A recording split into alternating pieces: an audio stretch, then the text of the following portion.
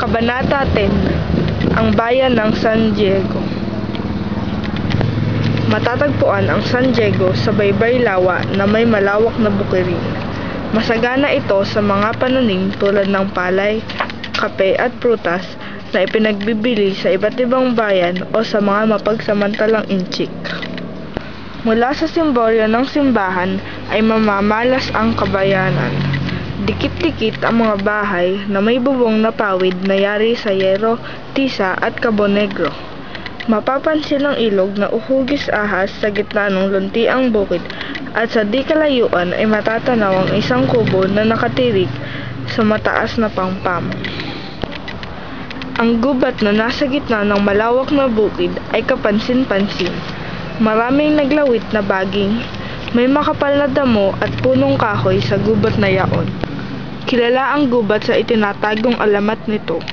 Isa sa mga ito ay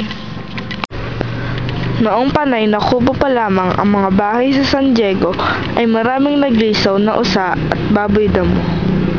Isang gabi, dumating doon ang isang matandang Kastila. Nanlalalim ang mga mata at bihasa sa Tagalog. Sino ang may-ari ng gubat na may bukal na mainit na tubig? Ako! Hindi ako! Akin ang bukal! Ito ang mga damit at alas. Ibibigay ko yan kapalit ng gubat na iyon. Ngunit di nagtagal, biglang nawala ang matanda. Nasaan na kaya yung matandang bumili ng gubat? Sabi ng lola ko, naengkanto daw siguro. Hoy, wala ba kayong naamoy na bulok? Ayun! Doon ang gagaling sa puno ng balete na iyon!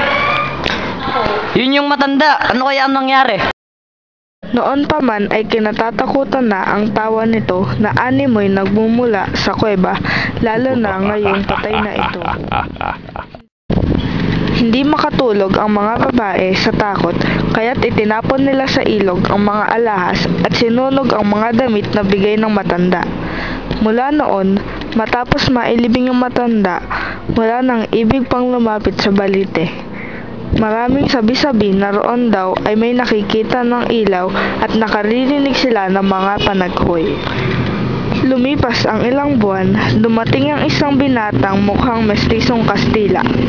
Siya raw ay anak ng namatay at nagbalak ng doong manirahan. Nagtanim at nagsaka siya. Don Saturnino ang pangalan niya. Wala itong imik ngunit mapusok, malupit ngunit masipag. Nilagyan niya ng pader ang paligid ng libingan ng kanyang ama. Nakapag-isawa siya ng isang Manilenya. Sila ang naging ama't ina ni Don Rafael Ibarra na siyang ama ni Crisostomo Ibarra.